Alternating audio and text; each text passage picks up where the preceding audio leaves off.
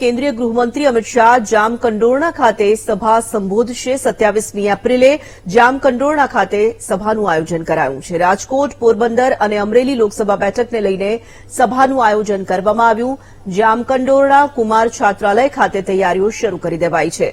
રાજ્યના પૂર્વ કેબિનેટ મંત્રી અને આરડીસી બેંકના ચેરમેન જયેશ રાદડિયાને જવાબદારી સોંપવામાં આવી છે। રાજકોટ, પોરબંદર, જૂનાગઢ, અમરેલી, જામનગર અને સુરેન્દ્રનગરથી લોકોને લાવવામાં આવશે।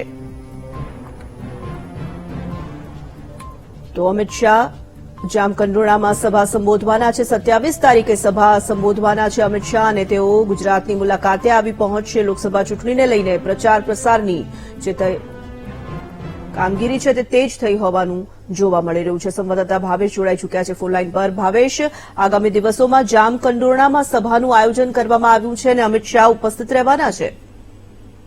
જી, ખાસ કરીને તોરલ હું આપને વાત કરું જે પ્રમાણે હાલ લોકસભાની ચૂંટણી છે, તમામ પક્ષો એડી ચોટીનું જોર લગાવી રહ્યા છે।